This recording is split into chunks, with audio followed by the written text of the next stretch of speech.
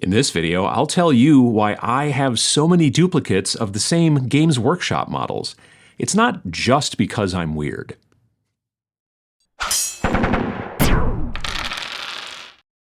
This will be a very reflective video, but I hope that it helps you to realize things about yourself and your hobby buying habits. Not in a bad way, but hopefully something illuminating. I learned something interesting about myself this past weekend. I was at a local charity miniatures gaming convention called Dragonfall in Lake Geneva, Wisconsin, the town where Dungeons & Dragons was originally created. It's a great little convention, about 400 attendees, with tournaments and hobby classes and vendors and whatnot. It was in the vending area where I learned the interesting thing about myself. And no, it wasn't that I spend too much money at conventions. Well, I mean, that was part of it, but there was more to it than that. A local store named Grognard Games was in the vending area, and they were selling all kinds of different miniatures kits on discount, stuff from Parabellum, Warlord Games, Games Workshop, and more. I scanned over everything because, I like a deal, and I ended up buying the Vansar weapons and upgrade box for my in-progress Vansar gang for Necromunda, and I bought a Luther pattern excavation automata Ambot. We all know it as the Ambot. I bought that box as well, also for Necromunda. The interesting thing about that box, I had bought it before. I originally bought and used this kit to make a really cool orc knob for my unfortunately never finished orc kill team for the old 2018 version of Kill Team. I even made hobby progress videos about that build, pachow, and I really enjoyed it. I still really love that conversion and wish that he'd been able to, hit the table. But then the 2021 version of, Kill Team came out, and that orc list was no longer legal anymore, so he mainly just kind of sat around. I used the other one in the box because you get two Ambots in the kit, and I made a really cool kind of Kitbashy robot for miniatures agnostic stuff, and he did get to see some play. Although, when I got home and went to put this Ambot box on the shelf, I noticed I'd already bought another one at some point in the past from my local game store. My plan with the one that I bought at Dragonfall was to kitbash it to make some more cool models for miniature agnostic games, like Space Weirdos, one-page rules, and even potentially The Doomed. However, it seems that I'd already prepared for this by buying an Ambot box from my local shop, like I said. So now I had two boxes of the same thing. The same thing that I'd already built and painted once before. I'd be lying if I said I was disappointed in this outcome, and I'd also be lying if I said that this was the first time that this has happened to me. My memory is pretty terrible, frankly, and I was standing there at the vendor table, box in hand, and thinking to myself, do I already have an unopened box of these at home? It seemed like a possibility, but I'd hate to not buy it and then be wrong and not have a box at home, especially the way that Games Workshop's been pretty lousy with keeping things in stock lately, or even worse, what if they discontinued it? Better safe than sorry. So now I have two boxes of Ambots, and I gotta admit, I seem to be okay with this because I do it all the time with certain models, mostly Games Workshop models. It's not just Ambots. It's a lot of different models purchased over the last decade plus or so. I have some models I've painted once and then bought more copies of that same model, and then there's even some minis that I've never even painted, but I own multiples for some reason or other. Interestingly, I rarely seem to do this with vehicles. I'm not sure why. When I started my Warhammer 40,000 Chaos Space Marine army, shortly after selling my Tau, which was my first, 40k army, during 5th edition, I discovered a model which I think they used to call a Nurgle Chaos Lord way back in the day. He was a Warhammer fantasy model, and I didn't play that game, but I really wanted to build and paint him. So I tried to make him into a sci-fi model by adding a Chaos Space Marine backpack on him and putting a pistol on his, in a holster on his hip, and also making it look like he'd been stabbed in the chest with a big Space Marine combat knife, and it didn't really faze him. I called him Old Drippy. Nowadays, that model's called the Lord of Plagues, and he is still only about $19 US, which is astounding for Games Workshop. And I've also built and painted another one of those guys for my old Age of Sigmar Chaos Soup army, way back in like 1st and 2nd edition of Age of Sigmar. And I painted one for a demon cabal that I did for our game, Reign in Hell. It's still one of my favorite GW models, and I remember back in the day when John Blanche used to kitbash this same kind of model a lot in his Blanchitsu column in White Dwarf. It holds kind of a special place in my hobby heart, which is why I've done 3 versions. However, I also have 4 more of them still new in box. Generally, if I go into a game store I've never been in before, I look through their Games Workshop, like single models.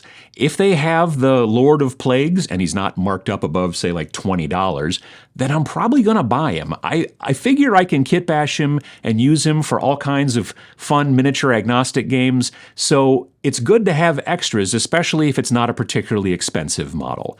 And like I said, it's one of my favorite miniatures ever, so I just seem to enjoy having more of them.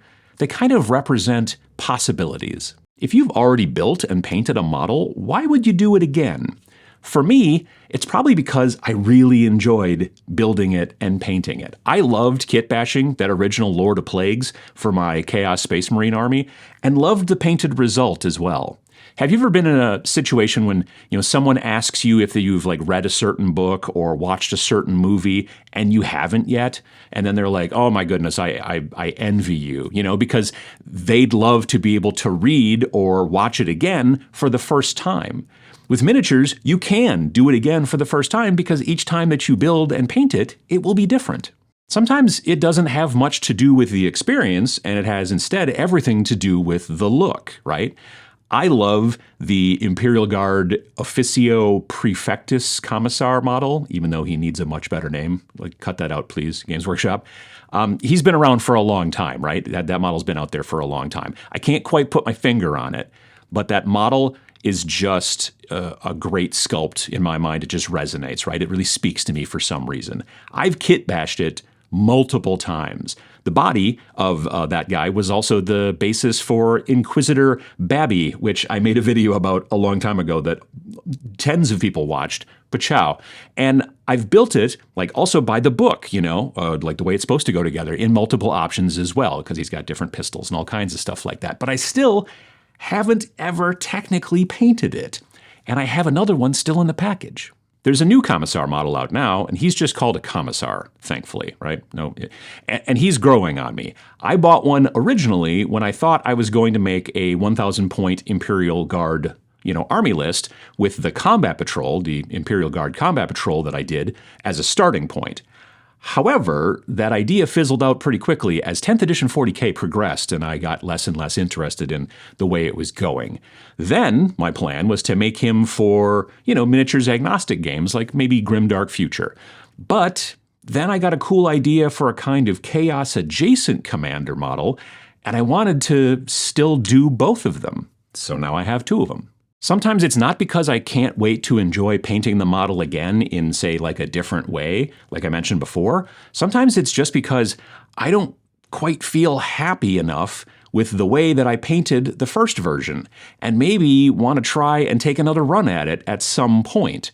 This Cairn Wraith, White King, and Necromancer are all some of my favorite models that Games Workshop, again, has ever made. But I also want to be able to take another and hopefully better crack at painting them at some point in the future. So I've picked up extras over the years as I've come across them in stores.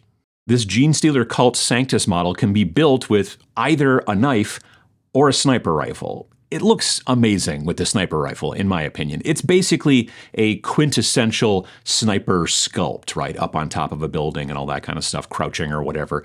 But I can see uses for it for kind of a sneaky kind of knife in the dark sort of model as well.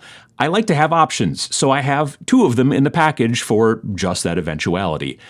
I wouldn't run them both in the same force because they'd sort of look weird due to their very specific kind of hunched over poses and such like that. But sometimes you need a cool looking sniper and sometimes you need a cool looking knifey guy. So is this lifestyle a good idea for everyone? Not for everyone, no. Some folks don't have the space for duplicate copies of the same model, right? Although, these single figures really don't take up tons of space, not like boxes for army sets or terrain or like those big, huge Kill Team season boxes do, right? And I don't ever seem to duplicate big boxes like that. I generally only duplicate these little, single figure packages. But some folks also don't like having a big pile of potential, unbuilt and unpainted models sitting around their hobby rooms, making them unhappy. However, I don't seem to have that problem, so I guess I'm kind of lucky.